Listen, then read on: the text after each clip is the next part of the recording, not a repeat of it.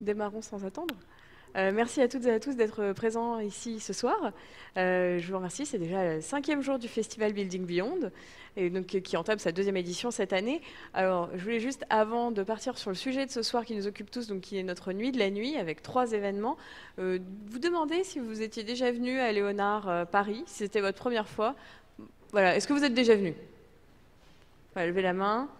D'accord, d'accord, d'accord, d'accord. Bon, il y en a quelques-uns qui ne sont jamais venus, donc pour vous, je vous fais la petite présentation. Je suis désolée, ça va prendre 1 minute. Donc, Léonard Paris, donc c'est la plateforme d'innovation et de prospective de Vinci. On y incube ici des startups, on y héberge également des entrepreneurs.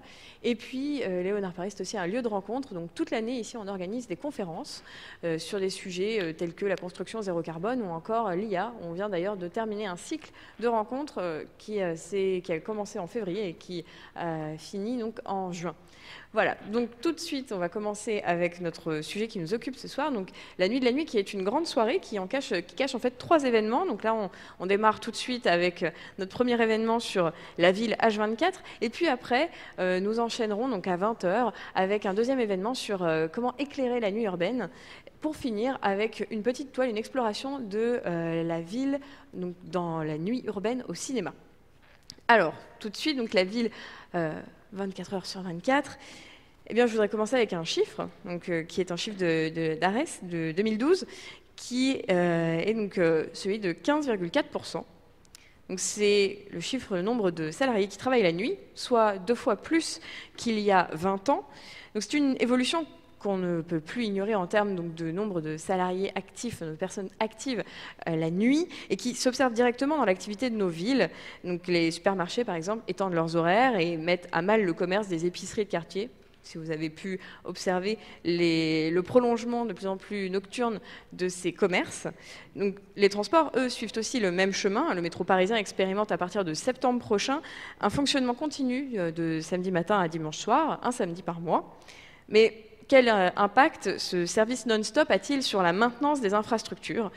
Eh bien, c'est la question qu'on va se poser avec Luc Wenzicki, pardon, je ne vais pas, j'ai essayé de ne pas trop écorcher votre nom ce soir, donc géographe, et Valérie Bonnard, directrice de Paris de la gare de Lyon et de la gare de Bercy. Donc, je vous remercie de me rejoindre tout de suite.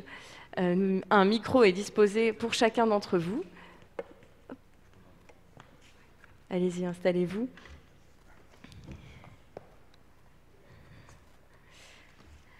Alors, merci à vous deux d'être présents ce soir. Je vais commencer avec vous, Luc. Donc, vous êtes géographe, vous êtes également enseignant-chercheur en aménagement et en urbanisme à l'université Grenoble-Alpes. Donc, vous êtes aussi un spécialiste des temporalités urbaines et de la nuit. Et dans votre ouvrage « La ville 24 heures sur 24 », et promis, ce n'est pas cet ouvrage qui nous a inspiré le titre de la conférence de ce soir, vous chroniquez justement cette accélération du temps dans l'espace urbain. Et du coup, est-ce que vous pourriez peut-être un petit peu nous présenter rapidement ce changement de paradigme qu'est cette accélération? Alors, il suffit d'appuyer sur le bouton. Voilà. Bonjour encore, bonjour à toutes et à tous. Je m'étais déjà projeté dans cette réflexion sur la nuit. Donc effectivement, vous l'avez dit, moi je suis géographe. Donc peut-être dire qu'est-ce que vient faire un géographe dans cette histoire. Le géographe, généralement, c'est quelqu'un qui se pose un certain nombre de questions, la question du quoi, bien sûr, où, et il fait des cartes. Et moi, je suis un géographe qui a essayé de se poser la question du quand et à quelle heure. Et je m'étais aperçu, en circulant, par amour des villes et aussi des gares, je m'étais rendu compte qu'en fait, on commençait à voir ce qu'on appelle des signaux faibles, un certain nombre de choses comme ça qui pétillent et qui font qu'on est en train de changer. Alors vous l'avez dit, de paradigme, j'imagine que vous voulez dire presque de système, de façon de regarder de façon de regarder le monde. Et à partir de là, moi j'ai essayé d'explorer les villes dans le monde et de regarder en quoi la nuit était encore la nuit ou en quoi elle était en train de muter. Voilà.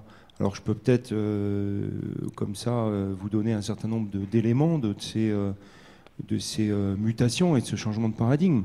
Mais d'abord, ce que j'ai constaté, évidemment, c'est que la nuit, il faut l'imaginer comme une originelle alternance. Hein, dans l'histoire de l'humanité, la nuit, c'était un temps d'arrêt. Un temps d'arrêt parce qu'on est des animaux diurnes, que notre perception elle est en grande partie liée à la vue. Et donc, voilà, quand la vue diminue, quand le soleil se couche, c'est ça la définition de la nuit. Quand le soleil se couche, quand il disparaît sous l'horizon, il fait nuit. Et ben, nous, on est structuré sur ce rythme-là, et donc notre corps, voilà, il y a un creux de température, il y a un creux d'hormones ou des changements d'hormones. Et donc, voilà, en gros, si on vous isole quelques journées sans contact avec le reste, ben, vous finirez quand même par vous endormir à peu près au moment de la nuit. C'est ce que Michel Siffre avait fait dans des grottes. Et bon, c'était mal terminé pour l'une de ses collaboratrices, puisqu'elle était devenue folle à la sortie. Hein. Mais c'est pas le but hein, sur la vie de la nuit. Mais en fait, bon, voilà. Donc on est structuré par, d'un point de vue chronobiologie, par ça. Et dans l'histoire, si vous voulez, de l'humanité, l'homme a toujours cherché à se débarrasser de ses rythmes naturels. Il a toujours cherché à... Donc, je crois que c'est Lefebvre qui avait dit que l'homme Henri Lefebvre est un animal gluant. Cet animal gluant, il a construit son squelette qui est la ville, hein, et qui lui permet de se protéger, mais qui fabrique aussi ses propres rythmes et sa propre organisation. Donc bah, petit à petit, il s'est émancipé du fonctionnement... enfin, en gros, si vous voulez, la ville, elle a fonctionné comme le reste des territoires au rythme du soleil. Regardez par exemple les estampes et les dessins, il y a aussi, je pense qu'il y a des tapisseries aussi, mais dans les très riches heures du duc de Berry, on voit les saisons, on voit les heures, on voit l'organisation d'une ville qui fonctionne avec le soleil. Si on est à Paris aujourd'hui en termes de changement de paradigme, ce soir, quand le soleil aura disparu sur l'horizon, on ne se sera même pas rendu compte parce que les lumières se seront allumées à un moment qui fait qu'on sera dans la continuité. Ensuite, on a fonctionné au rythme des cloches des églises. Voilà, c'est elles qui ont donné le rythme d'organisation de la cité. Et puis après, on a fonctionné au rythme des sirènes des usines. Moi, je viens d'une région en Lorraine où tout fonctionnait au rythme de l'usine. Une usine qui, elle aussi, fonctionnait en 3/8. Et aujourd'hui, on est sur plutôt... on n'est plus sur ces grands temps sociaux et cette organisation-là. On est plutôt organisé par le temps pivot du téléphone portable. Voilà, donc on est dans ces logiques-là, et la nuit, petit à petit, les pouvoirs ont cherché à la contrôler. Alors, je vais prendre un exemple, Louis XIII, donc j'ai remonté à cette époque-là, Louis XIII, on l'appelait le roi chasse-ténèbres, parce qu'il y avait cette idée qu'en fait le pouvoir ne pouvait pas s'arrêter. Hein, c'est la théorie des deux corps, hein. Il y a le corps du roi qui dort, et puis il y a ce pouvoir qui ne s'arrête jamais. Donc il y avait cette idée-là.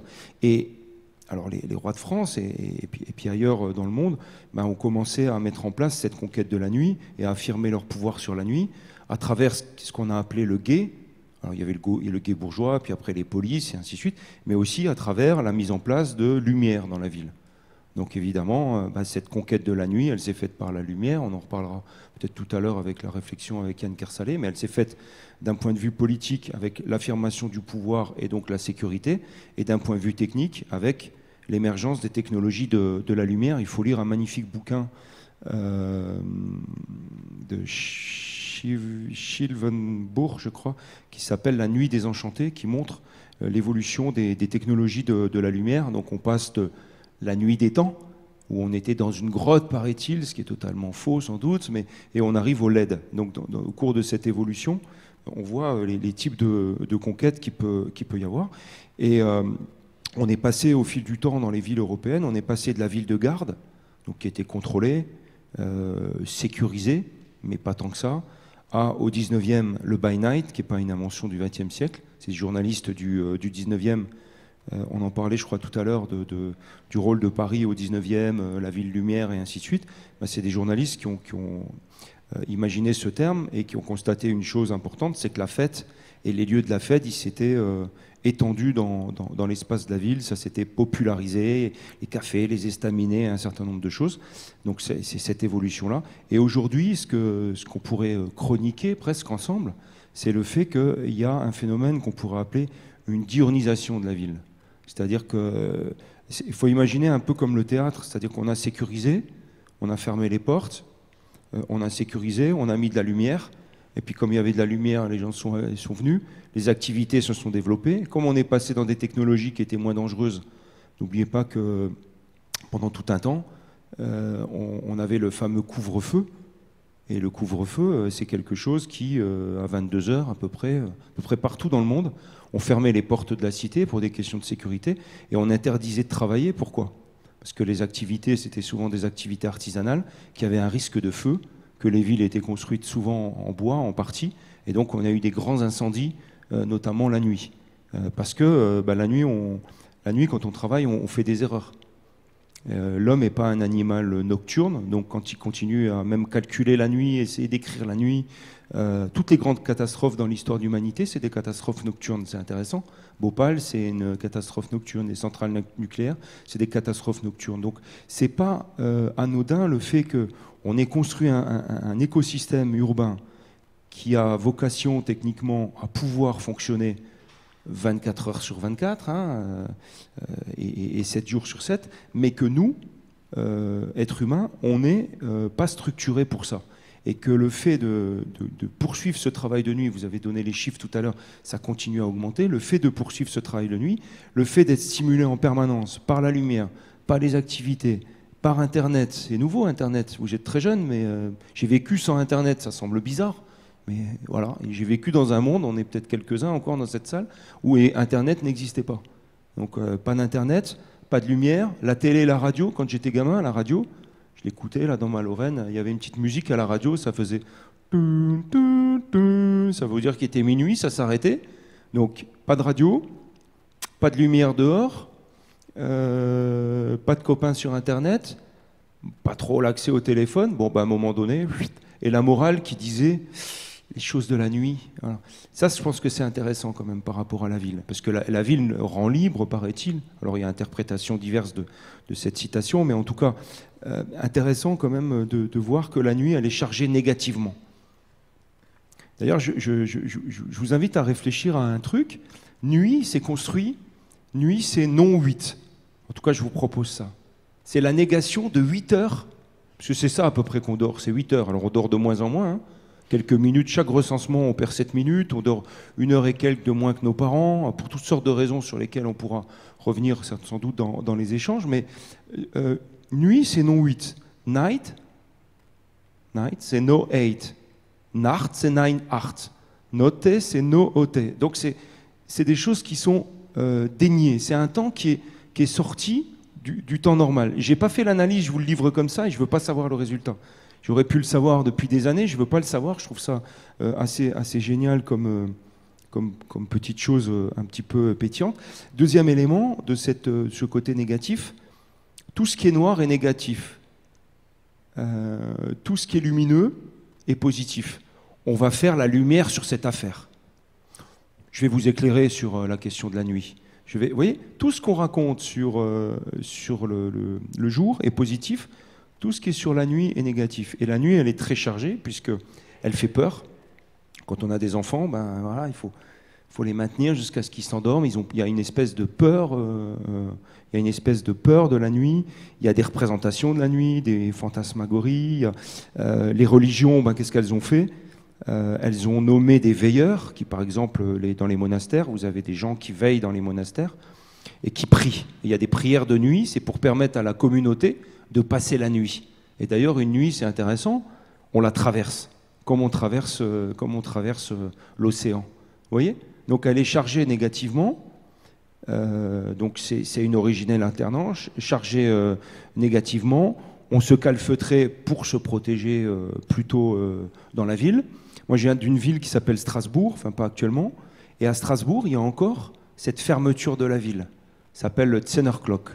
Et à 22 heures, il y a une cloche qui sonne, qui indique qu'il y a une partie de la population qui doit sortir de la ville.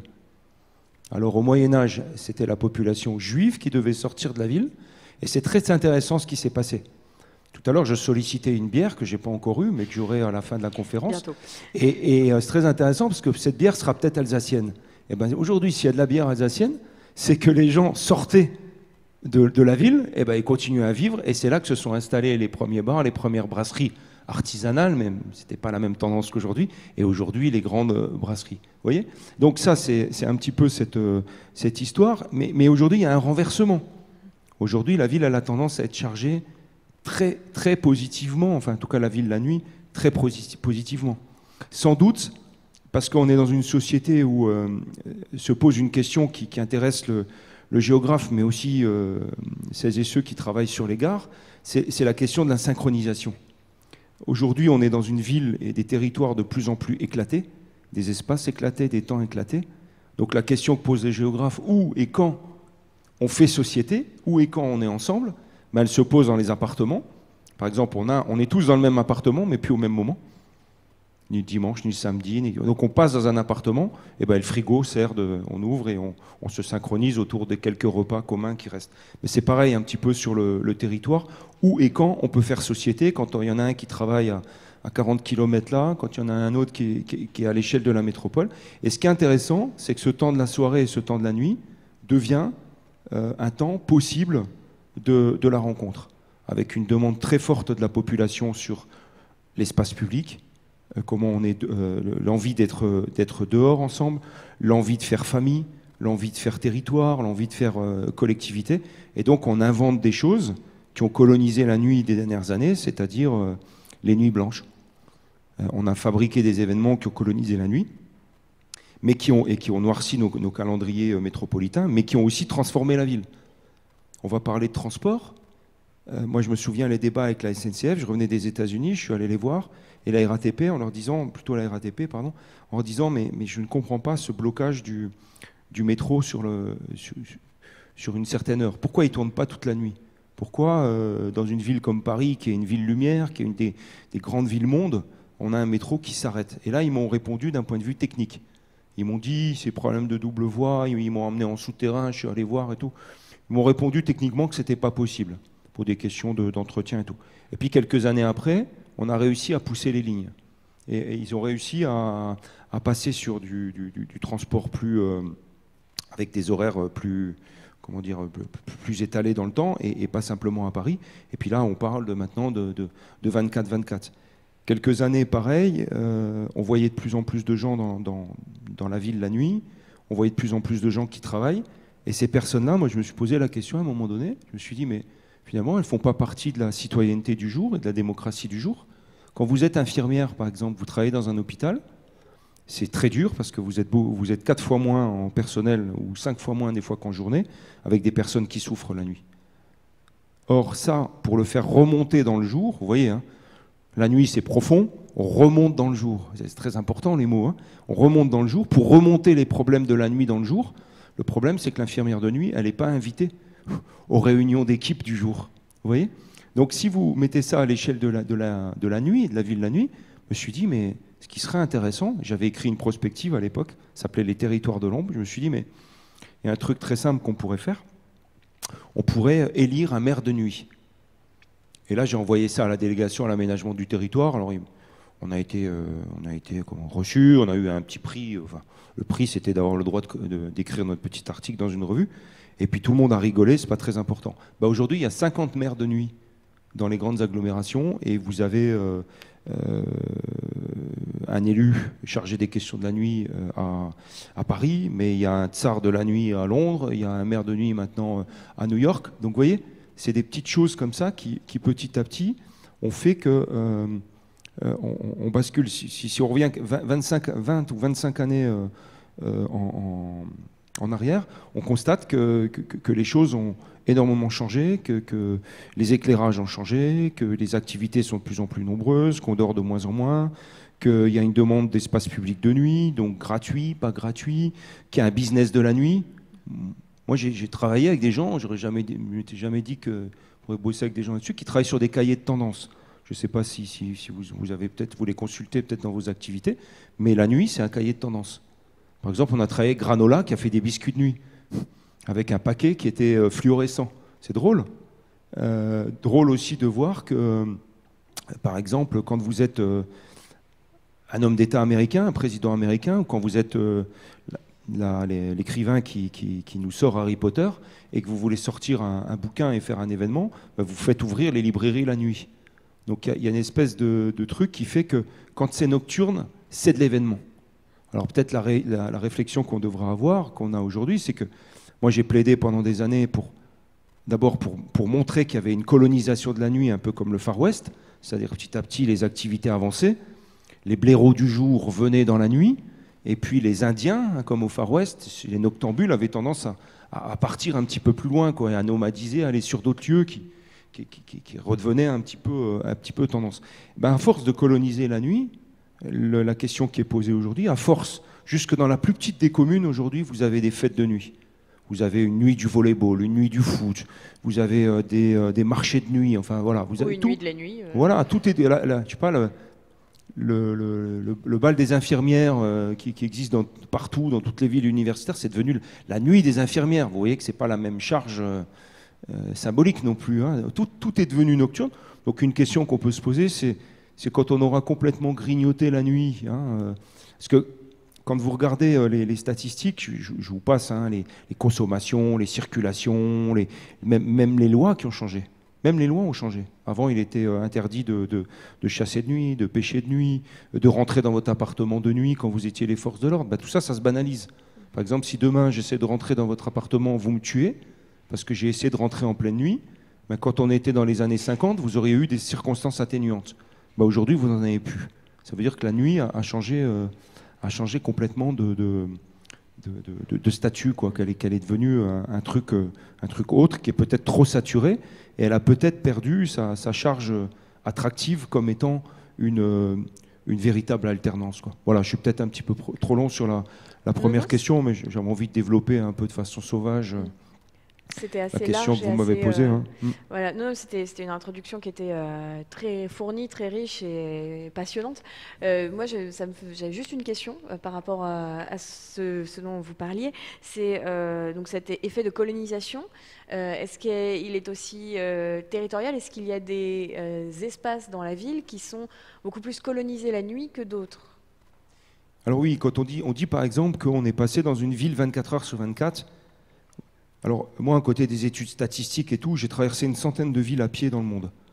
C'est-à-dire que je me suis dit, si tu veux faire changer les personnes qui travaillent dans le transport, les élus, les urbanistes, les artistes sur la question de la nuit, mais il faut qu'on la traverse ensemble. Et il faut réfléchir à la nuit de nuit. On n'y réfléchit pas de la même façon. Là, nous, on va réfléchir en soirée de la nuit. C'est pas pareil. On n'est pas enveloppé et tout ça. Donc, j'en ai traversé des villes aux États-Unis, en Europe, ainsi de suite. La réalité, c'est qu'il y a finalement assez peu de villes qui fonctionnent vraiment 24 heures sur 24, avec une vraie offre. Essayez même à Paris de manger après 23 heures. Là, non mais, alors je dis, ah bah oui, c'est facile. C'est pas si facile que ça. Et on se retrouve presque au pied de cochon, enfin, c'est incroyable, quoi, alors qu'on est dans une des métropoles. Donc, l'idée de la nuit, ça rejoindra peut-être la réflexion sur le transport. Plus on avance dans la nuit, moins on est dans la continuité et dans la contiguïté. Le géographe, il a toujours travaillé sur des espaces qui étaient continus. Or, quand vous travaillez sur la nuit, je n'ai pas ramené de carte, mais plus vous allez dans la nuit, plus vous êtes sur des points qui restent allumés. Et plus vous avancez dans la nuit, moins il y a de points allumés. C'est comme la nuit, c'est une espèce d'archipel. Vous voyez pour reprendre le beau terme de Pasolini, c'est des lucioles. C'est très beau. Et quand vous êtes habitué à vivre dans la nuit, vous voyez qu'il y a des veilleurs. Je dis, tiens, ça c'est un étudiant qui finit sa thèse. Ça c'est le boulanger. Il y a des figures de la nuit et il y a des quartiers de nuit. Alors ils tournent. La nuit, c'est un système à rotation rapide. Et donc les nuits qui ont été celles de Saint-Germain, c'est plus celles de la Bastille, c'est plus, donc ça tourne dans la ville, mais il faut que vous pensiez la nuit comme quelque chose qui n'est pas continu. C'est un peu la campagne c'est un peu la campagne, la lumière en moins. C'est-à-dire c'est un espace à faible densité où il y a par moments des feux ou des foyers qui sont allumés. Et pour aller d'un endroit à l'autre, il faut mettre de l'énergie, ça coûte, on prend un taxi. Les transports, il y en a pas tout le temps. Voilà, donc il y a des quartiers qui restent allumés. À New York, on dit c'est la ville qui vit 24 heures sur 24. Quand j'avais 20 ans, je suis parti là-bas, fasciné et tout. Bon, non, il y a des spots, il y a des petits endroits, mais tout ne tourne pas 24 heures sur 24. Donc il faut dessiner cet archipel. Et deuxième chose, puisque, vous savez, chaque technique impose son temps. Est-ce que vous savez, par exemple, quand est-ce qu'on a eu la même heure en France ? Vous dites, tiens, on a la même heure en France. Votre question. Début du XXe siècle. Oui. Début du XXe siècle, tout simplement parce qu'il a fallu synchroniser les trains. Entre les différents coins, il fallait qu'on ait la même heure. Donc, il y avait des heures locales. C'est bizarre de se dire qu'au début du XXe siècle, on n'avait pas la même heure dans les provinces de France. C'est étonnant quand même ce basculement du début du XXe siècle. Et donc aujourd'hui, la finance, elle tourne 24 heures sur 24, la recherche tourne 24 heures sur 24, l'information tourne 24 heures sur 24, Bill Gates, à un moment, a voulu créer un temps mondial en disant on aura tous exactement le même temps et ça. Et donc, ces lieux ouverts dans la nuit, rien ne les empêche aujourd'hui d'être en dialogue avec des lieux qui sont ouverts mais en plein jour. Ce qui n'était pas possible avant, parce qu'il n'y avait pas les technologies de la communication, il n'y avait pas Internet, donc on peut très bien travailler. Si vous êtes insomniaque, vous travaillez la nuit avec des gens qui sont à l'autre bout de la planète. Donc ça, c'est cette idée de l'archipel, et en même temps, c'est un bout de la ville-monde qui fonctionne 24 heures sur 24. Donc chaque technologie génère un nouveau rapport au temps. La question là, c'est qu'on a fait le tour de l'horloge, et donc on est dans ce que Hartmut Rosa appelle l'accélération, évidemment. Donc des phénomènes de résistance dans les villes, on en parlera peut-être un petit peu plus tard, mais je pense que tout le monde n'est pas d'accord pour la ville 24 heures sur 24, que le corps n'est pas d'accord. Quand vous travaillez, fait pas mal d'enquêtes pendant des années sur les gens qui travaillent de nuit, et ceux qui font les 3-8, ça c'est encore pire, c'est très dangereux pour la santé. Hein. Vous savez, quelqu'un qui fait les 3-8, il a, vous savez peut-être pas, mais 5 ans d'espérance de vie en moins. Donc c'est très marrant de se dire je travaille de nuit quand on a 20, 25 ans, 30 ans, mais à 50 ans, ça commence à peser et vous avez toutes sortes de maladies. Il y a même un lien qui a été fait récemment par un institut de recherche sur la santé en France qui montrait qu'il y avait un lien entre le travail de nuit et le cancer. En tout cas, il y a un lien avec la malbouffe, parce qu'on grignote n'importe quoi, on boit du café, on prend des excitants, et donc il y a un problème de santé. Donc une réflexion que peut-être qu'on doit avoir ensemble, c'est certainement celle du jusqu'où ne pas. C'est-à-dire que moi, mon rôle de scientifique ou de géographe, c'est de dire, voilà ce qui se passe, voilà le front, il avance, donc ça fait 25-30 ans qu'il avance, donc jusqu'où ne pas, et comment construire les conditions d'un débat pour qu'on décide ensemble. Et d'ailleurs, on va en parler un petit peu plus tard justement de ces travailleurs de nuit et des poches de résistance qui peuvent y avoir dans la nuit. On définit depuis tout à l'heure la nuit, mais du coup, j'ai envie de me tourner vers vous, Valérie Bonnard. Elle a son propre micro, il suffit juste de l'allumer, je pense. Donc, vous êtes la directrice de la gare de Lyon et de Paris-Bercy. Je voulais du coup vous poser la question de qu'est-ce qu'est la nuit, en fait, pour une gare? C'est quoi? Alors déjà, merci de m'accueillir aujourd'hui. C'est vrai qu'on a peu d'occasion de parler de la gare comme d'un espace en soi, comme un objet ou un espace urbain. On parle toujours des gares à travers des trains, mais pas des gares en tant que telles. Moi, ce dont je vais témoigner aujourd'hui, c'est ce que je connais. Donc je ne vais pas parler des gares en général, je vais parler, si vous m'autorisez, de la gare de Lyon.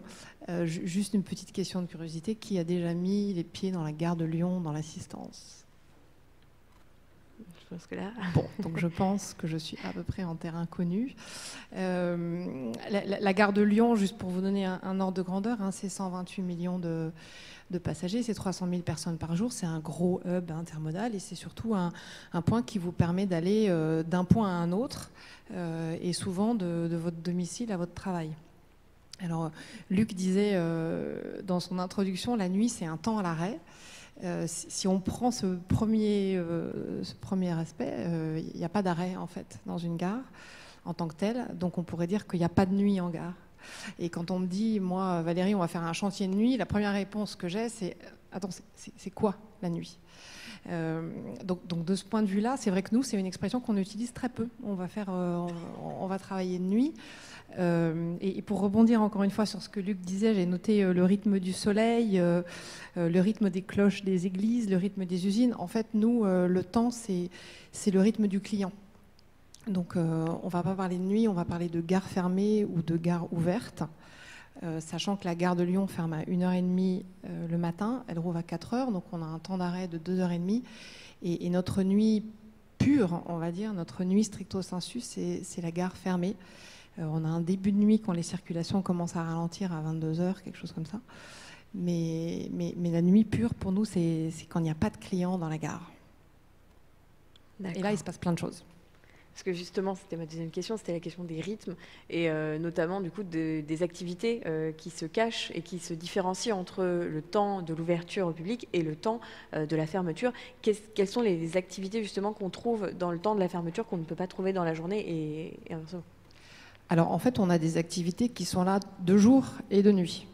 Dans une gare comme la gare de Lyon, vous avez un PC incendie, vous avez 2 équipes de pompiers qui tournent 8-20, 20-8 en 12 heures.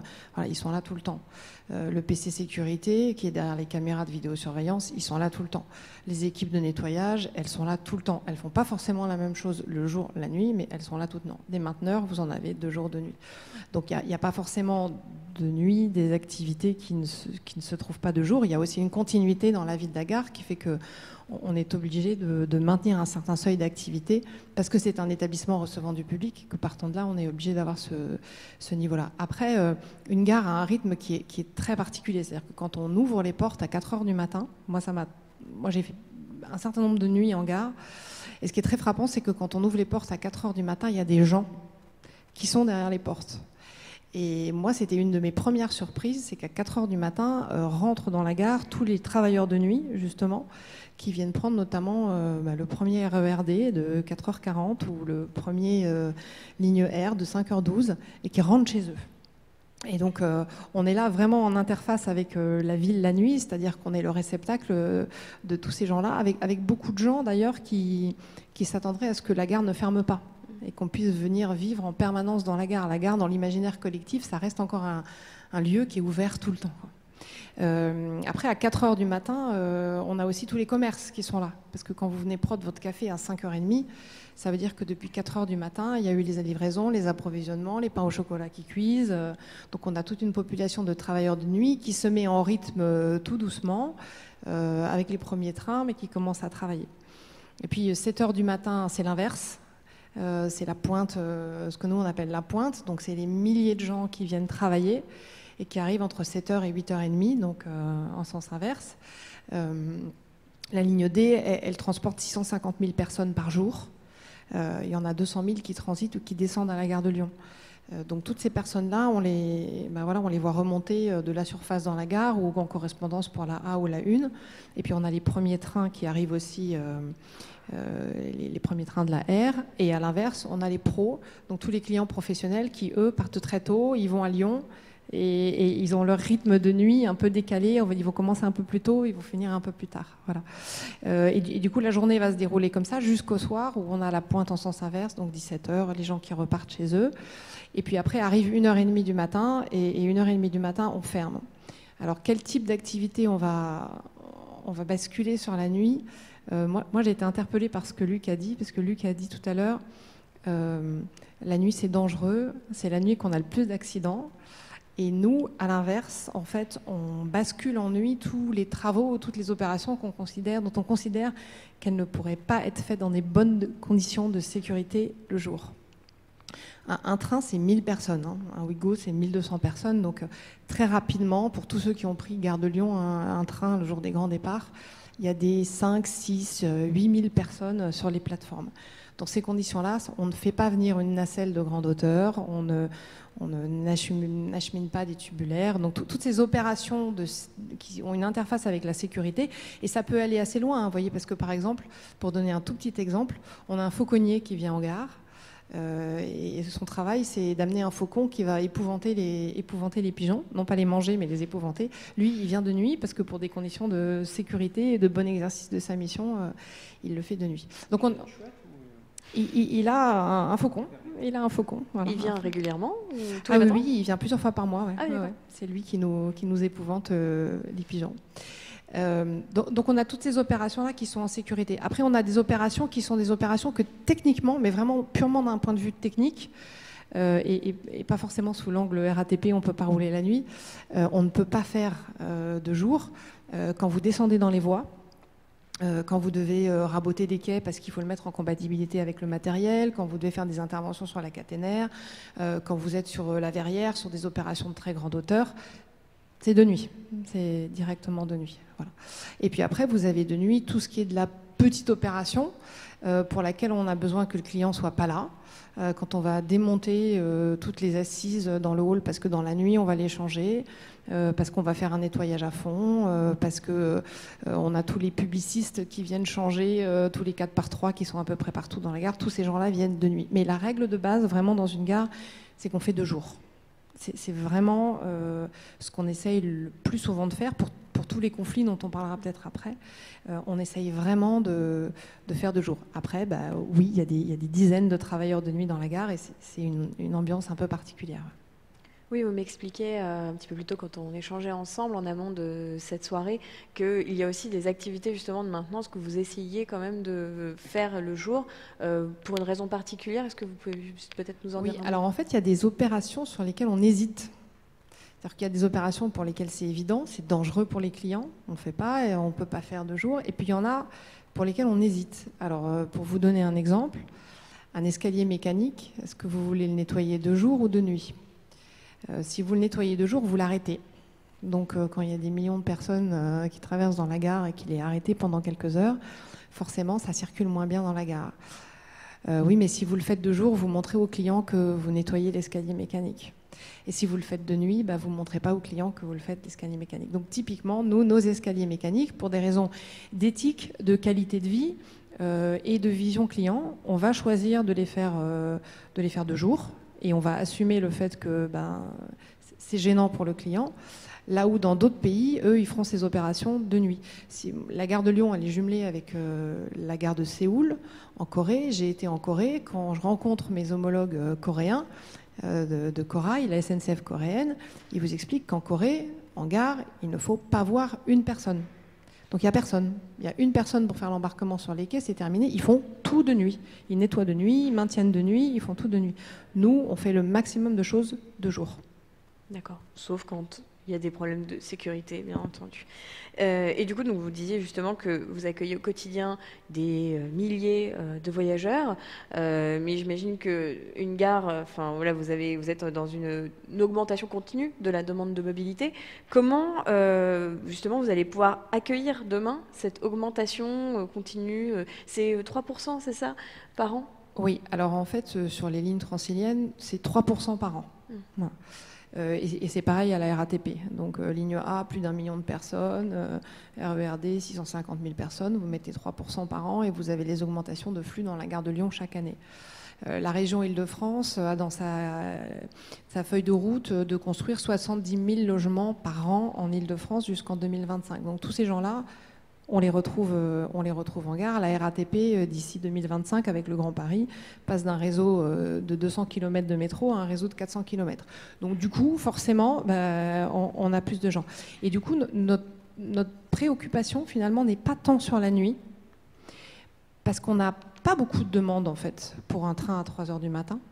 Là où Luc disait pourquoi la RATP ça roule pas. Nous, on n'a pas beaucoup de demandes. C'est-à-dire qu'on a effectivement ces premiers trains qui sont très pleins. On a le dernier train où les gens courent pour attraper leur dernier train. Mais nos pointes, elles sont, comme je vous dis, entre 17h et 18h30, parce que c'est des catégories, on va dire, intermédiaires, donc qui rentrent à des horaires, ils finissent à 17h tout simplement, donc ils rentrent à 17h, ils finissent plutôt qu'un cadre. Et donc on n'a pas cette tension sur la nuit. Par contre, on a une vraie densification des flux sur la plateforme. Et là on résout le problème par l'aménagement de l'espace et par le matériel. C'est-à-dire que plus on peut faire rentrer des gens à bord des trains, et plus on adapte la gare et on est capable de transporter les gens. Donc c'est des réflexions sur le matériel, sur l'infrastructure, sur les voies, 2 étages, des quais plus longs. À Gare de Lyon, les quais ils vont un demi-kilomètre de long, donc on peut mettre des trains longs.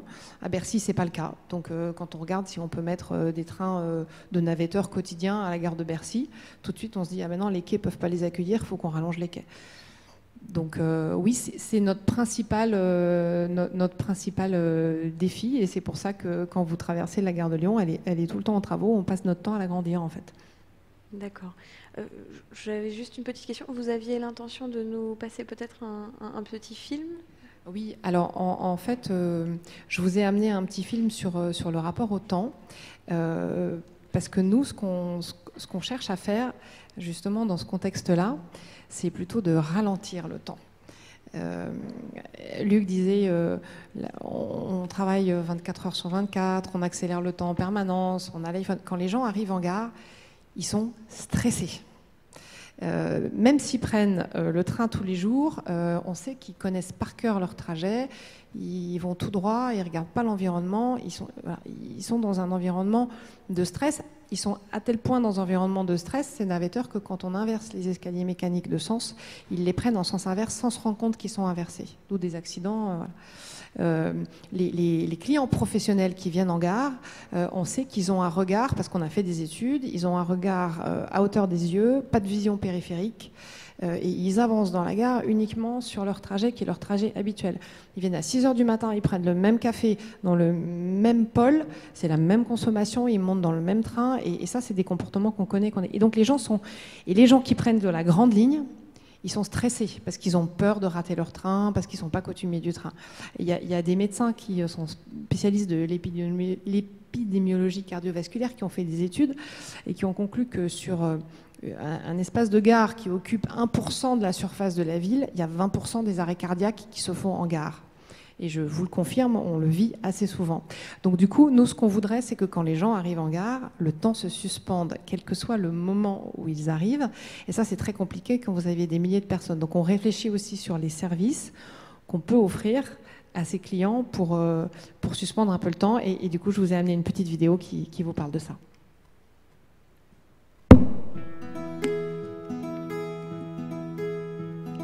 Cette nuit, j'ai rêvé que quelqu'un me disait bonjour. Quelqu'un que je croise tous les jours, tous les matins, à 7h11 exactement. Dans mon rêve, cette personne me remerciait. Oui, elle me disait même que je lui avais rendu service. C'est idiot, non? Et si je vous racontais? Je n'ai pas vu le jour en une nuit. Plus d'1 siècle pour devenir qui je suis, pour devenir un vrai repère dans vos vies. Je vous connais, je vous observe. Fidèle à mon poste, j'ai tellement envie de mieux vous comprendre, c'est plus fort que moi. Je suis devenue la porte d'entrée de vos villes. J'ai rapproché les hommes et les territoires entre eux. Et ça, j'en suis très fière. Et c'est pas prêt de s'arrêter. Je suis devenue plus forte, plus accueillante aussi, et toujours plus innovante, pour vous simplifier la vie et vous faire gagner du temps. Et je sais que votre temps est précieux.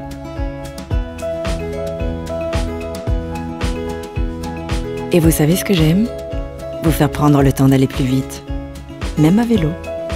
Je suis pointue, carrée, enveloppante. Bon, vous me voyez pas toujours, mais je suis bien là, tout autour de vous. Mais si, regardez. J'aime vous voir partir en vacances au bord de la mer, vous voir revenir d'une réunion à l'autre bout de la France en quelques heures. Parfois travailler, chanter, et je peux même garder vos enfants si vous en avez besoin.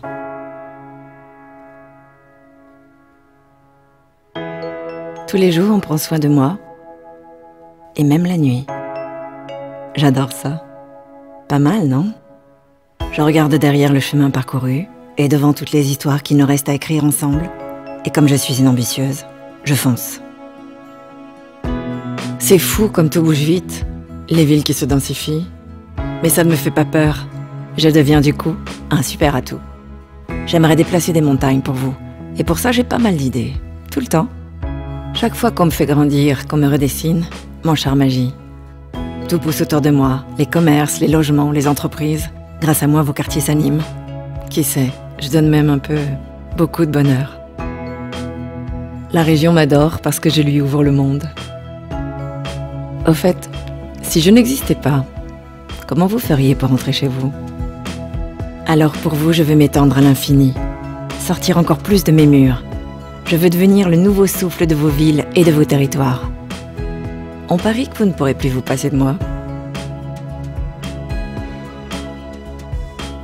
Cette nuit, j'ai rêvé que quelqu'un me disait bonjour. Ce quelqu'un, je le croise tous les jours, à 7h11, exactement.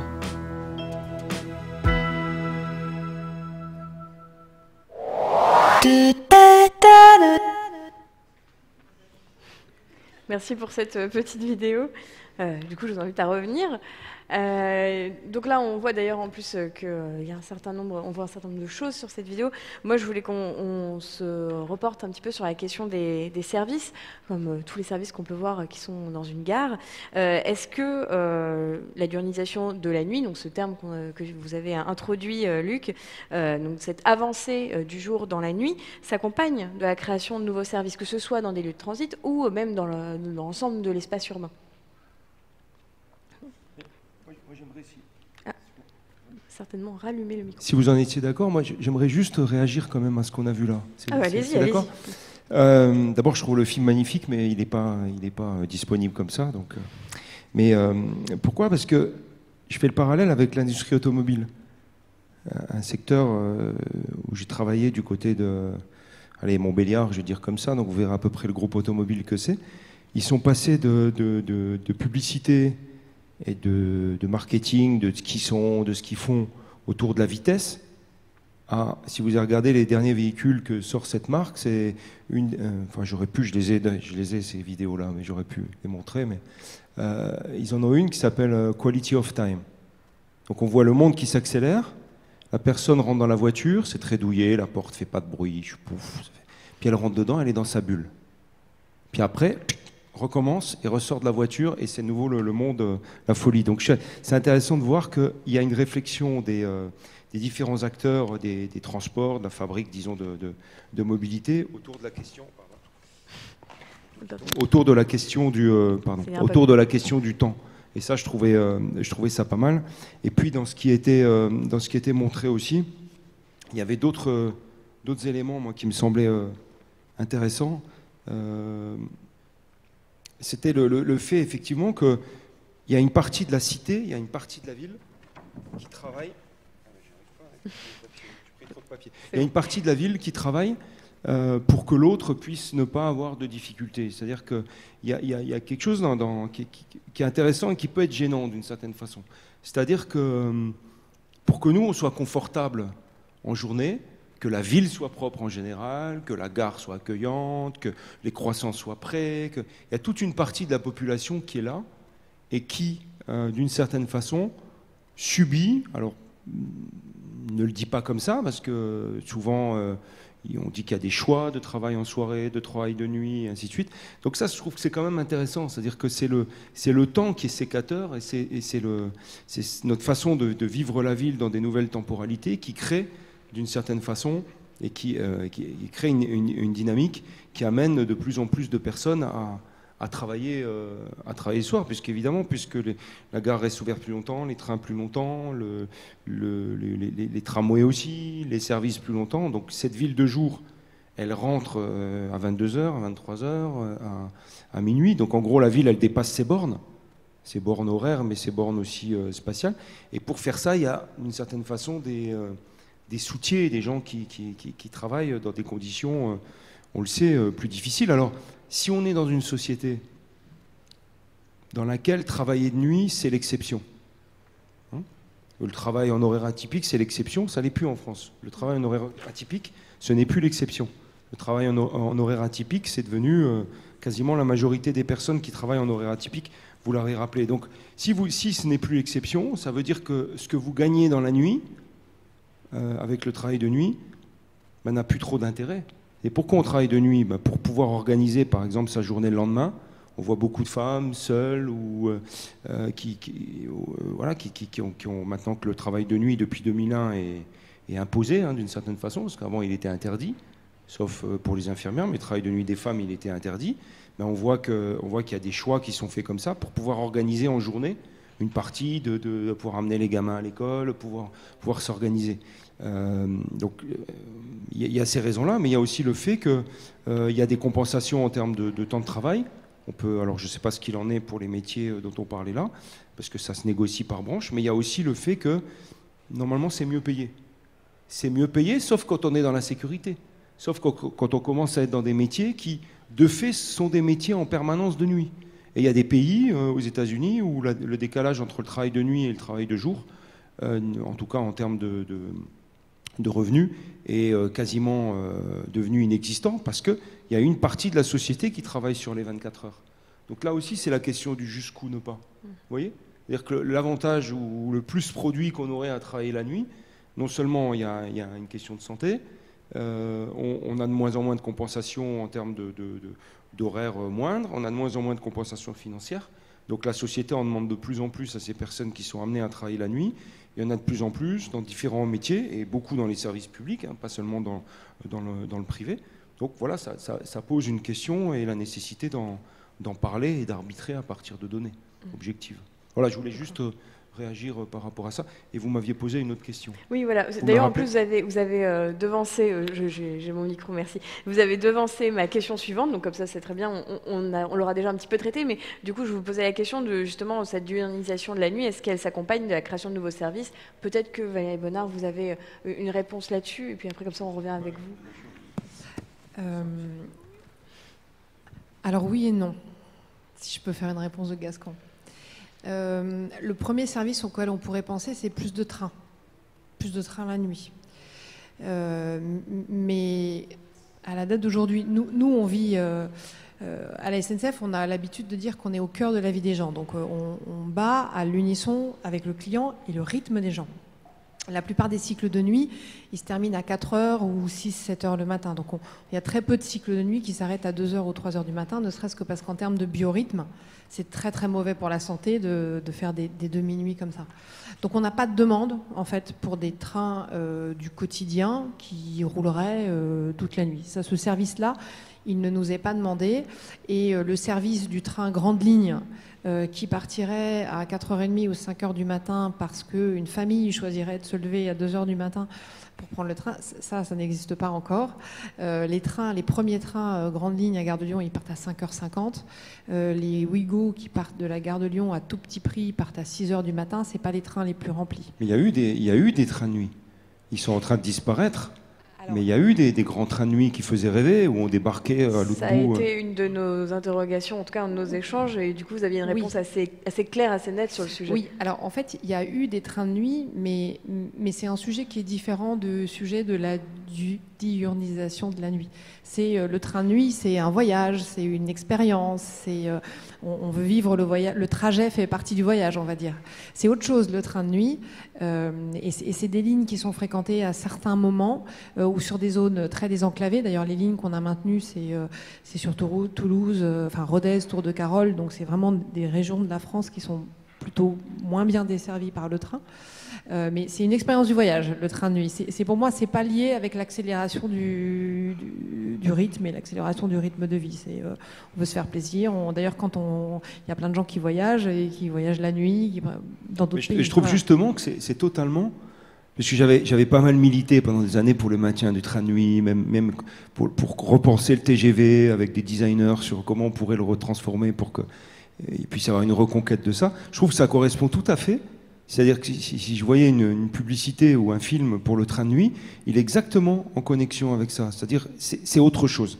Vous accélérez vos trucs, nous on vous propose de circuler en ralentissant, en ayant un train peut-être mieux aménagé, des meilleurs services, et puis en redécouvrant ce temps du voyage doucement. Je trouve qu'il y a quelque chose, alors, moins cher aussi, parce que c'est aussi la question, c'est comme pour le travail, quoi. C'est moins cher.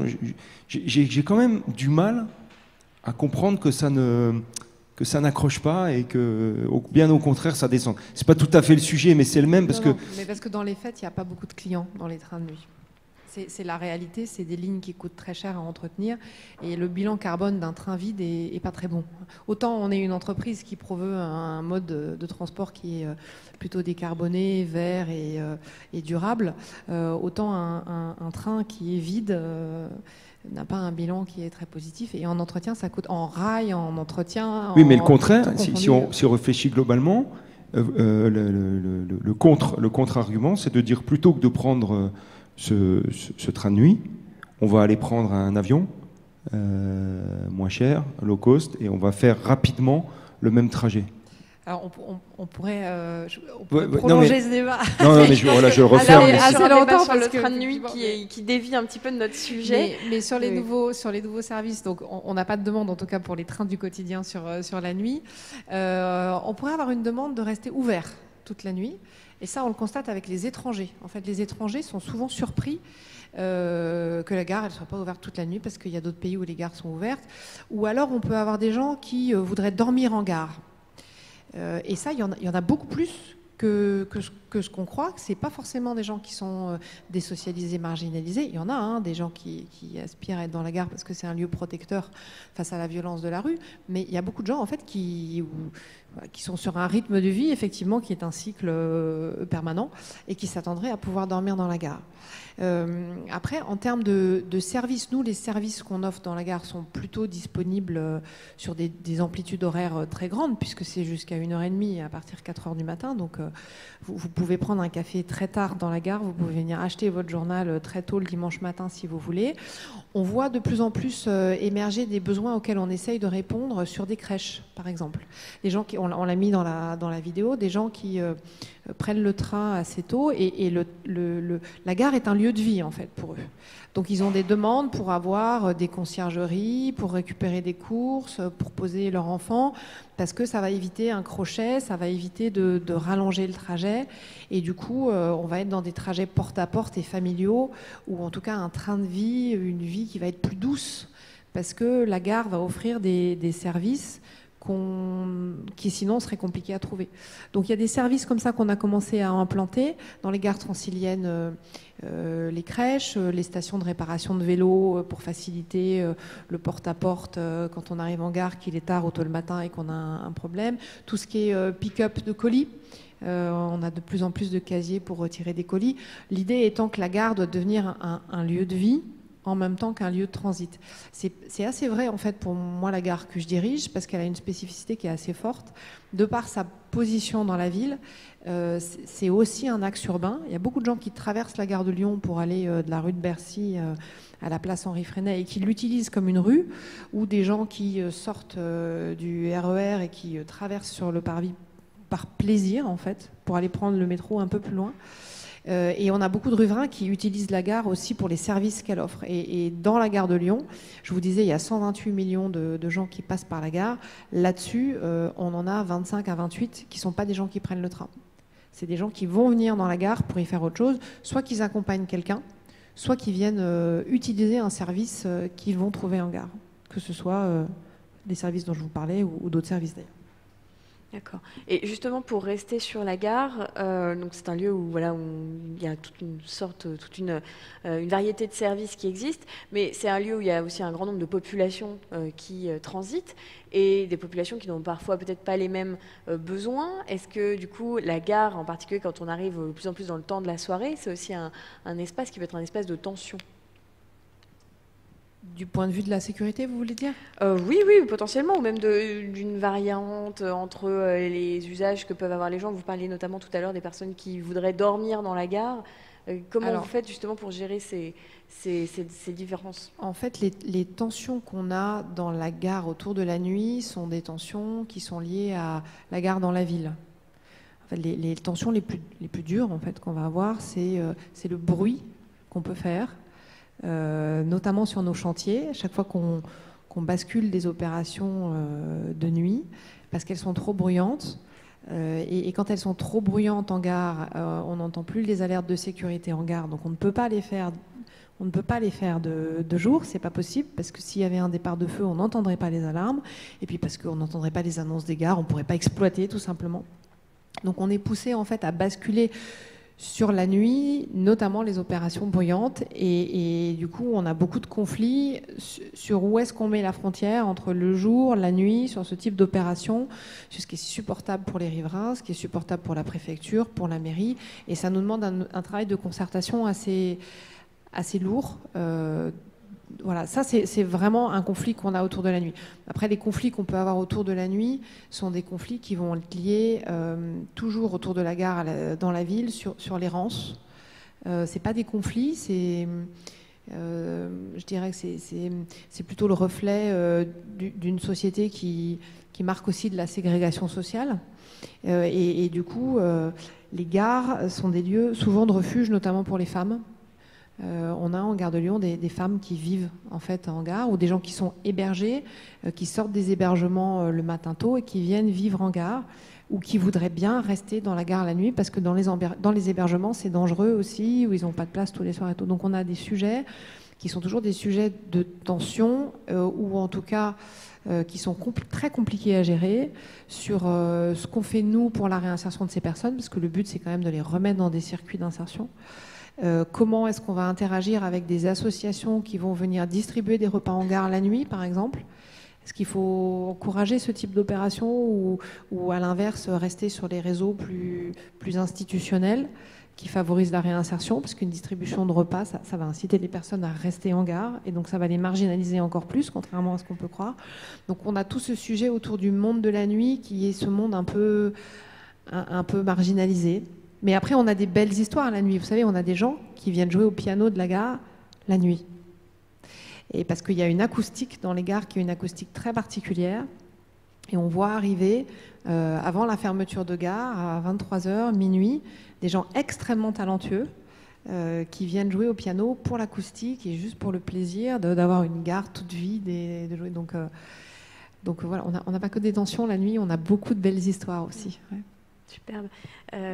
Malheureusement, je vais repartir sur mon sujet des tensions et non pas sur le sujet des belles histoires, notamment avec la question des riverains. J'imagine que c'est des tensions qui se reproduisent également dans le reste de l'espace urbain, pas seulement dans l'espace conditionné des gares. Luc Wanitzki, est-ce que vous avez justement des éléments là-dessus à nous transmettre ? Peut-être tout à l'heure, j'expliquais qu'on n'était plus dans des villes qui fonctionnaient où on était sur 8h, midi, 14h, 18h, 18h, 22h, et puis on va se coucher avec les poules. Enfin, on n'est plus dans ces logiques-là. On est dans ce qu'on appelle des villes polychroniques à plusieurs temps.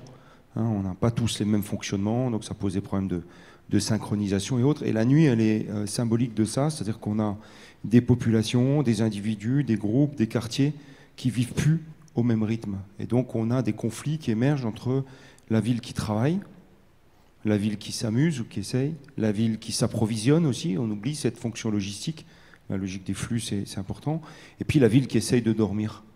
Et donc vous voyez la presse régionale est pleine de...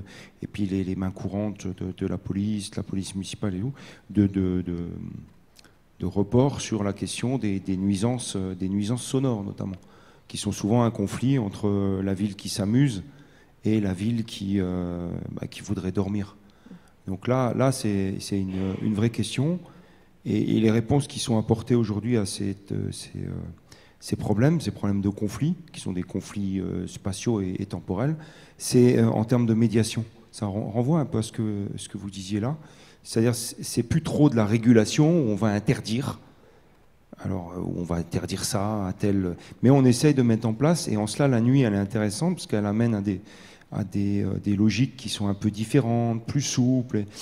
Par exemple, pour réduire les problèmes de tension entre des établissements de nuit, où il y a de la musique, et puis des gens qui habitent à proximité, qui étaient souvent d'ailleurs venus là, quand ils étaient plus jeunes, parce qu'il y avait de la musique et de l'animation, mais ils sont un peu moins jeunes, ils ont des enfants, et ils supportent ni la musique, ni le bruit des fourchettes au restaurant du quartier dans lequel ils sont venus. Donc ils vont créer une épuration phonique. Vous allez les retrouver quand vous analysez les mains courantes, les plaintes et tout, vous allez retrouver les mêmes personnes, mais la plupart du temps, elles sont venues là. Voilà, parce qu'il y avait une offre, l'offre elle est restée, mais eux ils ont changé, et ils retournent les choses. Donc ça c'est important. Et par exemple aujourd'hui, vous avez ce qu'on appelle des chartes de nuit, où vous avez des accords entre les résidents, les établissements, donc voilà, qui vivent de cette activité de soirée et de nuit, et puis celles et ceux qui viennent là. Alors, il y a des choses qui sont faites. On va insonoriser le lieu. Donc ça a été une avancée. On va sensibiliser les clients en leur disant, quand vous sortez, faites moins de bruit, chut, il y a toutes sortes de trucs. Mais il y a aussi le fait que la nuit a changé. Et la nuit festive, elle a changé de deux façons. On ne va plus dans un établissement. Il y a quelques années, vous donniez rendez-vous dans un établissement. Bon, il y avait les téléphones portables n'étaient pas encore là ou pas. Donc vous donniez rendez-vous, puis les amis arrivaient, on passait la soirée là. Éventuellement, avant, on était allé dans un bar et on se bloquait là. Aujourd'hui, la nuit, c'est un parcours. On va à un endroit, on va dans un autre, et puis comme on se décide au dernier moment, on va se décider s'il y a du monde quelque part. Et s'il y a du monde quelque part, on va quitter l'endroit où on a et on va aller ailleurs. Donc il y a cette logique-là. Et puis il y a un autre élément qui est intervenu, c'est le fait qu'on n'a plus le droit de fumer à l'intérieur des établissements. Donc la rue est redevenue un espace public, voilà, formidable. Je discutais un jour avec Frédéric Tadei, là, l'animateur qui était animateur après Ardisson d'émissions sur la nuit, là, sur des chaînes que vous connaissez. Et lui, il me disait que s'il avait 20 ou 30 ans aujourd'hui, il trouverait assez génial ce fait-là, de l'interdiction de fumer dans les établissements, parce qu'il me dit finalement, les personnes intéressantes sont dehors. Donc il n'y a plus besoin d'acheter les choses, on se retrouve dans la rue. Sauf que des gens dans la rue qui parlent, c'est énormément de bruit. Donc il y a ces chartes, on essaye de faire en sorte que chacun s'accorde. Puis on développe des choses. Alors par exemple, on a développé des shooters. Des gens qui passent, qui disent « Chut, s'il vous plaît, vous respectez tout ». Il y a eu les pyros de la nuit à Paris qui sont bien connus, avec des interventions artistiques, ça fait parfois sourire et tout. Mais on fait baisser la tension, et puis parfois il y a l'intervention des forces de l'ordre qui reviennent là et qui font fermer. Voilà. Mais on invente des choses qui sont du domaine un petit peu plus de la souplesse. Ça, c'est un conflit. Ça, c'est le plus vivant. Mais les villes veulent attirer des étudiants, veulent attirer des cadres. Ils veulent transformer leur centre-ville, ils vont l'animer, et en même temps vont se retrouver par des conflits avec des personnes qui travaillent en fait, et qui sont dans d'autres rythmes. Comment on gère ça? Il y a un autre conflit intéressant, c'est le conflit sur la lumière. C'est-à-dire que aujourd'hui, vous savez, hein, quand vous regardez une ville d'en haut, je vais rendre hommage à Michel Serres, le philosophe, parce qu'il avait inventé un formidable mot pour ça. Quand vous voliez au-dessus de la France, il y a 40 ans, vous passiez dans quelque chose qui était sombre la nuit, puis de loin en loin, il y avait un point lumineux. C'était une ville, un centre-ville. Maintenant, quand vous regardez, il y a des cartes qui sont produites là-dessus, sur l'Europe la nuit, et ainsi de suite. Vous avez plus de loin en loin une ville, vous avez ce que Michel Serres appelait des métastases lumineuses. Partout, il y a de la lumière. Et puis de loin en loin, et c'est là qu'il a fait preuve d'invention et de mots, il avait inventé le mot de sombrière, c'est-à-dire un espace où il n'y a pas de lumière. Et il reste très très peu de sombrière. Il y a évidemment la mer, les océans, il y a les zones de montagne, mais dans beaucoup d'endroits maintenant, c'est illuminé. Donc on est dans cette lumière, de cette continuité lumineuse. Alors vous allez me dire alors, quel problème? On constate d'abord qu'on ne peut plus regarder les étoiles. Donc les premiers qui ont râlé, c'est les astronomes. Alors parce que eux, chaque fois qu'on allume une lumière, sont obligés d'aller au sommet d'une montagne. Maintenant, au sommet des montagnes, on voit des halos de lumière, donc ça s'appelle de la pollution lumineuse. Puis alors, ils vont dans les étoiles, ils installent maintenant des télescopes sur des satellites, et ainsi de suite. Mais si ils veulent observer, donc ils ont été les premiers à dire il faut arrêter avec cette pollution lumineuse. Puis après, petit à petit, il y a des naturalistes, il y a des écologues qui ont constaté en fait que cette lumière-là, elle posait des problèmes, elle chassait un certain type d'animaux, elle fait une sélection, elle avait une action sur le sol, voilà. Et puis surtout, une chose très simple, notre rapport au monde, c'est un rapport qui a souvent été construit la nuit, et notre rapport à l'immensité du monde, c'est un rapport qu'on a souvent construit en regardant les étoiles. Moi, je sais pas, je me rappelle gamin sur une plage de l'ouest de la France, allongé sur le sable au début de la nuit. On regarde des étoiles, c'est assez incroyable comme spectacle. Ben, 3/4 des gens sur la planète n'ont plus accès à ce spectacle gratuit. Voilà, donc ça semble anecdotique, mais aujourd'hui, cette histoire de la pollution lumineuse, elle rentre dans les débats. Et par exemple, moi, j'avais accompagné la ville de Paris sur les nuisances sonores, qu'est-ce qu'on peut faire? Donc on a fait les chartes, il y a eu correspondant de nuit, il y a toutes sortes de choses. Et il y avait une réflexion qui était de se dire, on peut pas fermer on peut pas arrêter les bars à un moment tous ensemble, parce que c'est ce qui se passe. On arrête les bars à un moment tous ensemble, et les gens se retrouvent dans la rue. Ils le sont déjà en partie, je l'ai expliqué tout à l'heure, ils se retrouvent. Donc ce qu'il faut, c'est épuiser la nuit. Comment on peut laisser ouverts les établissements et amener les gens qui sortent à aller vers d'autres endroits? Donc il y a un endroit qui semblait, dans une ville qui est quand même très construite, Paris, c'était les parcs. Donc la bonne idée, c'était d'ouvrir les parcs. Et ils l'ont fait. C'est marrant de travailler avec des collectivités qui finissent par faire ce qu'on a proposé dans une réflexion. Ils ont ouvert les parcs, et ils ont mis aussi en place à nouveau des toilettes publiques, mais ils ont ouvert les parcs, qui fonctionnent bien. Mais là, le débat a eu lieu avec les écologistes de la ville. Parce qu'on dit, si on ouvre les parcs dans Paris, ça permet un accès gratuit à des gens qui finissent leur nuit ou qui la débutent, qui peuvent faire des petits pique-niques. Mais on va être obligé d'illuminer. Si on illumine, ça va perturber les animaux qui sont là. Et contrairement à ce qu'on croit, il y a pas mal d'animaux aussi dans les villes. Vous voyez, donc les deux principaux, quand même, c'est les nuisances. Donc il y a des dispositifs, on essaye, c'est évalué, bon, ça compliqué. Il y a cette question de lumineuse, et puis il y a quand même une nuisance très forte, celle que j'ai évoquée tout à l'heure. On n'est pas des animaux nocturnes. Donc vivre la nuit, travailler la nuit, ça a un impact. Même si les gens qui travaillent de nuit, souvent ils érotisent ou ils ont tendance à érotiser le fait de travailler la nuit. Ils vont vous expliquer, je travaille de nuit parce que j'ai fait ce choix, parce que il y a moins d'hiérarchie, c'est vrai. Il y a moins de tout d'ailleurs, hein. Il y a moins de hiérarchie. On est moins sur moi, je suis plus libre, je peux me débrouiller, je peux développer des compétences. Voilà, ça me permet de m'investir dans la vie sociale le lendemain aussi. Voilà, bon, sauf que ça a un certain nombre de conséquences sur leur santé. Voilà, donc, mais par exemple, les études sur la santé la nuit, c'est très récemment qu'on s'y intéresse. Il y a 10-15 ans qu'on commence à regarder un peu les effets pour le travailleur de nuit. Avant, il y avait quelques études anglo-saxonnes, mais en France, on n'avait pas grand-chose. Donc ça, c'est un vrai conflit. Je vous donne une anecdote. Je travaillais avec des chronobiologistes, et notamment un qui s'appelle Bernard Millet, qui me disait « Ah, c'est intéressant, tes histoires de 24-24 et tout ». Et il me disait, lui, si on va vers du 24-24, et il me disait quelque chose de très beau, il disait « Sans rythme, il n'y a pas de vie ». Donc voilà, Pierre Sanso, lui, disait « Les belles choses prennent du temps ». Aimer quelqu'un, ça prend du temps. Écrire un livre, ça prend du temps. Et construire une ville et gérer une ville, ça prend du temps. Et l'anecdote, c'est sur des oiseaux. Donc je vous ai dit, moi, on est des animaux diurnes. D'accord ? La nuit, on calcule mal, on travaille assez mal, on fait des erreurs, même. Voilà, c'est vrai. Hein, Sauf exception. Ça a été, non, mais ça a été montré qu'on est moins efficace, et puis ça a un impact sur nous, parce qu'on tire sur la corde. Et donc on se dit, de toute façon, l'homme est diurne, ça ne changera pas. Un jour, je travaillais sur ces questions-là à Belfort.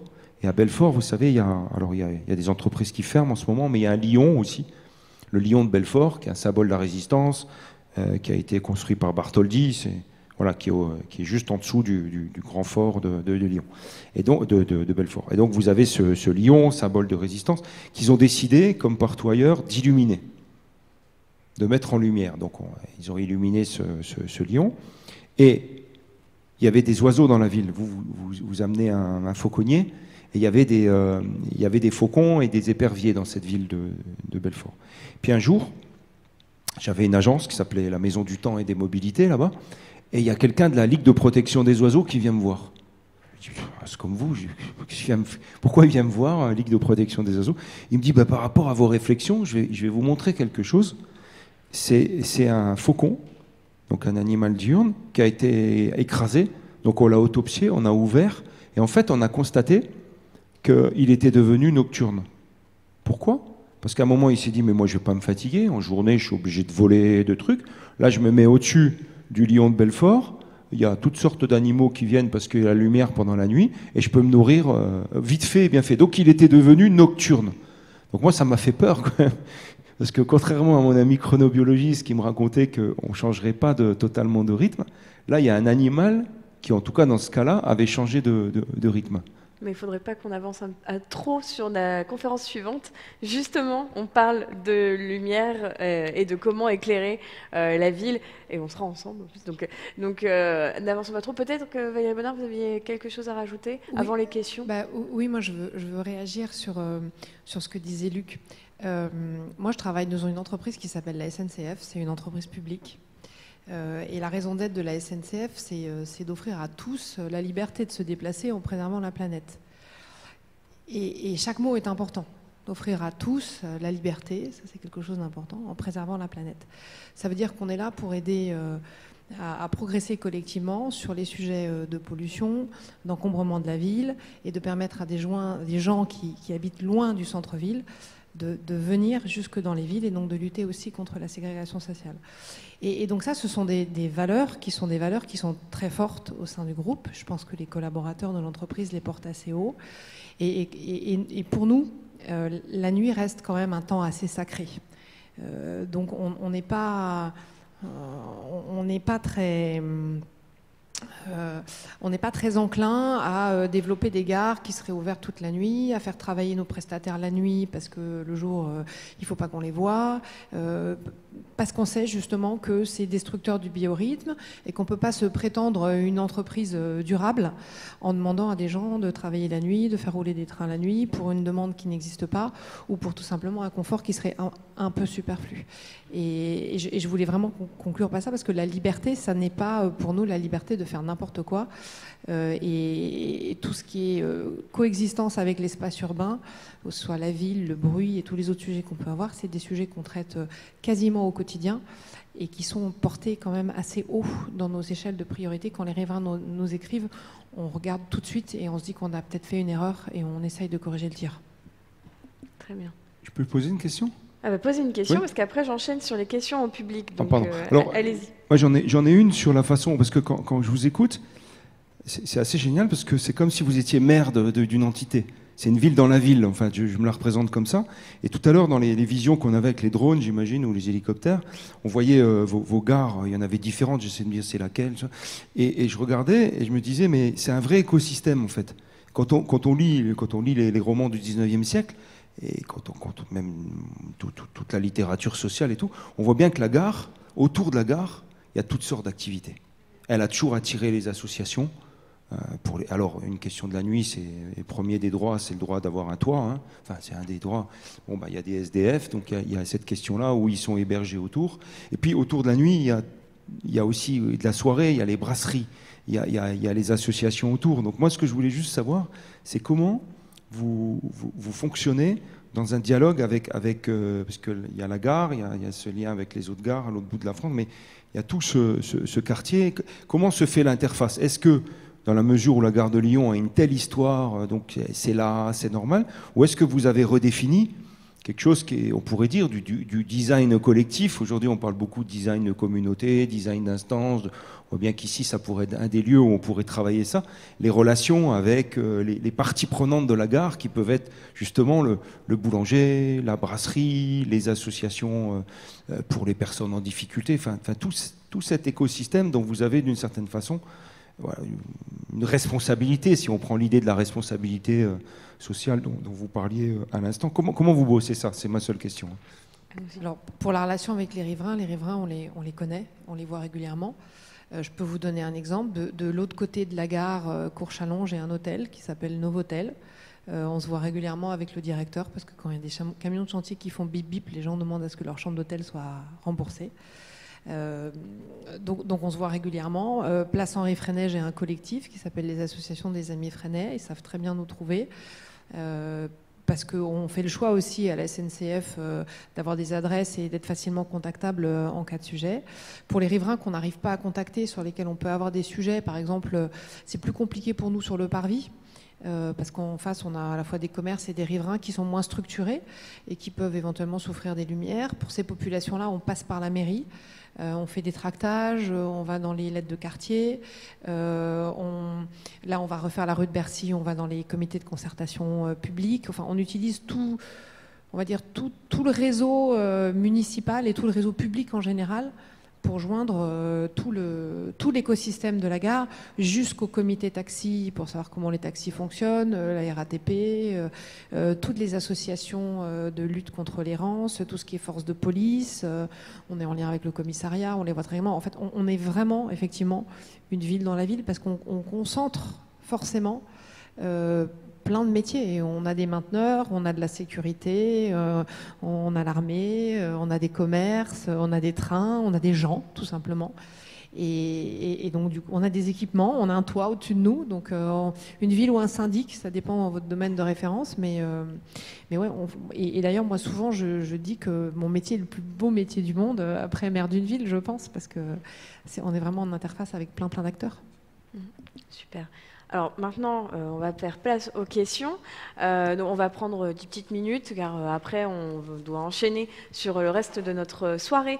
Alors du coup, si dans le public, vous avez des questions, n'hésitez pas à les poser donc, à Valérie Bonnard et à Luc Wadzicki. Sans que... Nous avons des personnes qui lèvent la main. Madame. Bonsoir. Bonsoir. J'ai une petite question, vous deux, peut-être que vous ne disputez pas. Dans quelle mesure la mondialisation pourrait-elle modifier cette image de la nuit ou de diurnisation? Voilà, juste développer un petit peu cette idée de nuit et de mise en relation tant par des mobilités, des flux, voilà, face à la mondialisation commerciale, services, autres. Alors moi, je peux peut-être répondre sur un tout petit bout de la question, tout petit bout. En fait, les étrangers n'ont pas le même rapport à l'espace, c'est ce que je disais.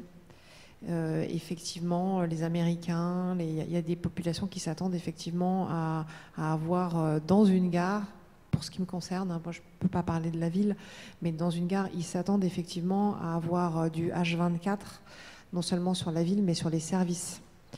Et le français va finalement très bien comprendre, y compris sur le repos du dimanche, parce que le français il comprend très bien le repos du dimanche, que certains services ne soient pas ouverts le dimanche en gare, ils le comprennent très bien. Les étrangers le comprennent beaucoup moins bien. Par exemple, sur les consignes, on a beaucoup plus de sujets avec les étrangers qui vont venir en dehors des horaires d'ouverture. Ça ferme à 23h. On aura beaucoup plus d'étrangers qui vont venir parce qu'ils pensent que ça tourne H24, alors que les Français auront vu que c'est fermé à certaines heures de la nuit. Voilà. J'ai conscience que c'est une réponse parcellaire, mais voilà. Après, nous, on a 3 millions d'étrangers qui passent quand même dans la gare, et puis on a quelques gares internationales à Paris, notamment à Paris-Nord, et ça dépend un peu des nationalités et des attentes qu'ils ont sur la gare et sur la nuit. C'est pas tout à fait pareil en fonction de ce qu'ils vivent dans leur propre pays. Mais c'est vrai que le temps, et les temps sociaux dont il est question, ça a un rapport très fort avec notre culture et notre identité. Et là, on voit quand même que la mondialisation dont vous parliez, si j'ai compris la question, elle rentre en conflit avec ce qu'on est et la façon dont on est structuré. Mais elle rentre autant en conflit avec le temps du repas à midi.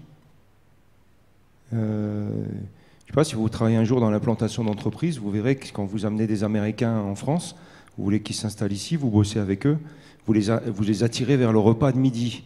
Et puis c'est un repas de midi qui va traîner jusqu'à 15h. Enfin, c'était comme ça avant, pour essayer de négocier et ainsi de suite. Ben, même ce temps du repas de midi, il a été divisé par 2 en quelques années. Vous voyez ? Donc ça veut dire que culturellement, il y a, moi je me souviens d'être allé dans une ville comme Alexandrie, Alexandrie au moment du Ramadan, et de la rupture du jeûne du Ramadan, la ville elle s'arrête. Et il n'y a plus que les chauffeurs de taxi coptes qui sont présents. Donc là c'est une culture. Au Maghreb, il y a le débat sur la question du dimanche ou d'un autre jour de fermeture. En Algérie, au Maroc, par exemple, si vous travaillez au Maroc, vous verrez que entre la ville, je pense une ville que je connais qui s'appelle Fès, entre New Fès, qui est la nouvelle ville de Fès, et la Médina de Fès, c'est pas les mêmes moments d'ouverture. Vous voyez, dans la nouvelle ville de Fès, qui est très européanisée entre guillemets, vous allez avoir les fermetures qui seront plutôt le dimanche des magasins. D'accord ? Dans celle de Fès, qui est la Médina, c'est plutôt le vendredi, le jour de la prière. Vous voyez donc, il y a une espèce de socle de veille avec une espèce de minimum d'activité qui devient globalisé, mondialisé. Et puis, il y a des cultures locales qui résistent. Et elles résistent dans leur façon de bâtir une ville, dans les matériaux qu'elles utilisent, mais dans leur façon de vivre. Et je pense qu'il faut vraiment je trouve intéressant que ce soit vous, qui est une entreprise publique, mais qui est une entreprise, qui dit, nous, on fait attention à la nuit, jusqu'au ne pas et tout. Et ça, moi, je trouve très, très intéressant. Je trouve que le jour où ça commence pour beaucoup d'entre nous, mais où il n'y aura plus de repas de midi, où le dimanche, après, quelles que soient les religions, mais il y a un jour où c'est intéressant de s'arrêter. On dit souvent, même Dieu s'est arrêté le 7e jour. Il y a un moment d'arrêt dans les religions, donc c'est quand même lié aussi à quelque chose. Le jour où on sera dans des villes qui fonctionneront en 24/24, je pense qu'on aura changé de système et on sera peut-être des cyborgs. Mais si on reste des êtres humains, je pense qu'on a à travailler. Et c'est pour ça, par exemple, je n'ai pas compris qu'il n'y ait pas un débat plus fort, non pas sur la nuit, mais sur le dimanche. Qui était une nuit, mais la lumière en plus. Peut-être que c'était la question suivante. Voilà. Mais très important, cette question-là, de résister sur la culture et sur les temporalités. Justement, Passons tout de suite. Non, pardon, c'était une question beaucoup moins pertinente, mais c'est par curiosité, vraiment, ça me travaille. Pourquoi vous faites appel à des faucons, en fait? Pourquoi vous voulez chasser les pigeons? Je suis désolée, c'est hyper anecdotique, mais ça, je ne vais pas endormir, donc je voudrais savoir. Ça a retenu l'attention de tout le monde, je pense. Parce que les pigeons dans la gare se mettent au-dessus des voyageurs et que c'est pas très agréable d'avoir... Ah, donc ça les chasse durablement, en fait? Ça leur fait peur, ouais, et ils vont nicher ailleurs. Ah, ok. Pardon. Ok, bah, merci. Et je précise qu'on ne les tue pas, parce que pour le coup, on a les associations de protection des oiseaux qui nous demandent à ce que les oiseaux ne soient pas tués, mais juste que les pigeons ne vont pas s'installer dans un endroit où il y a un chasseur naturel, donc ça nous évite tous les produits chimiques, de les tuer, tout ça. On leur fait juste peur pour qu'ils aillent ailleurs. On a 10 pigeons à la date d'aujourd'hui dans la gare, on les connaît, c'est nos pigeons, eux ils n'ont pas peur. Et tous les autres, ils s'en vont. Ça fait rêver, on imagine un fauconnier comme ça, un peu moyenâgeux, c'est comme ça, hein? Exactement comme vous le voyez dans le spectacle pour enfants, c'est la même chose. Génial. Une dernière question et après, vous pourrez les poser devant le buffet. Je vais éviter de faire trop long là. J'ai trouvé intéressant là, le discours sur le fait de suspendre le temps, parce qu'en effet, moi, j'avais pas ça en tête et quand on va en gare, on n'y pense pas forcément. Et en même temps, je note quand même une contradiction avec le fait. Ensuite, en effet, vous parliez des services, vous voulez rendre la vie plus douce pour les gens et augmenter les services. Mais est-ce que c'est pas un faux problème? Est-ce que le problème n'est pas ailleurs, en amont? Est-ce que c'est parce que justement le temps s'accélère, que les gens n'ont plus le temps d'aller à la crèche, prendre le temps, que du coup tout se concentre sur la gare? Est-ce que du coup ça va pas faire comme on va dire pour les routes, où on a fait des autoroutes et on a du coup augmenté les flux, maintenant on est obligé de revenir en arrière? Est-ce que le problème n'est pas ailleurs? Il faudrait chercher en effet peut-être avec la collectivité ailleurs pour résoudre ce problème d'accélération du temps, parce que je me mets à votre place, je pense que ça va être ingérable de s'étendre éternellement, à moins que vous vouliez devenir maire et que Paris devienne une gare. Mais voilà. C'est une question qui s'adresse plutôt à vous, Valérie. Oui, je pense que vous avez raison.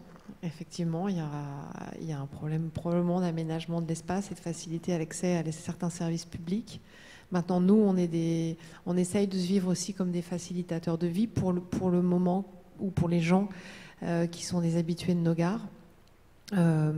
C'est compliqué dans une grande gare comme la gare de Lyon, qui est la gare dont on parle ce soir, parce qu'il y a en permanence des milliers de personnes. Même si on voit se développer des nouvelles habitudes, on est très frappé de voir par exemple qu'on a des gens qui viennent travailler en gare. Juste travailler. En fait, ils ont un espace de coworking avec du wifi, des prises électriques, et ils vont venir travailler. Et là, il n'y a pas de jour, pas de nuit. On a des gens qui bossent en gare, même la nuit, parce qu'ils ont... Voilà. Après, il y a les autres gares aussi. C'est-à-dire que quand je dis on a des nouveaux services, on pense plus aux gares du Transilien, les gares de la périphérie. C'est pas tout à fait les mêmes populations. Oui, on est en bout de chaîne, donc, ou on est en milieu de chaîne. Enfin, voilà. Donc, effectivement, ouais, vous avez raison. Et est-ce qu'on va s'étendre à l'infini? Je ne sais pas, parce que nous, on est calé sur, encore une fois, sur le rythme et le rythme de la ville. On a quand même pour ambition de permettre à tous de vivre la ville. Donc, vivre la ville, ça veut dire pouvoir s'y déplacer, y venir et en sortir dans des conditions qui sont correctes. Donc, c'est vrai qu'on travaille ces sujets. Jusqu'où on pourra aller sur la gare de Lyon, on sait que l'espace il est contraint, on sait jusqu'où on peut s'étendre et jusqu'où on peut faire des nouvelles voies. Et après, peut-être que les gens vont retrouver le plaisir de vivre en province et qu'ils vont tous repartir vivre ailleurs, là où la France a tué ses villes, pour reprendre le titre d'un bouquin. Donc voilà, je ne peux pas répondre à toute la question, mais oui, vous avez probablement raison. Ouais.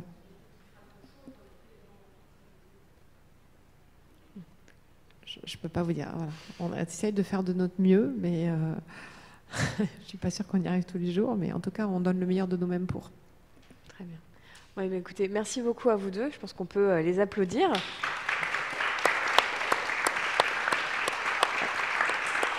Je vous invite à poser vos questions lors du cocktail qui va se dérouler maintenant.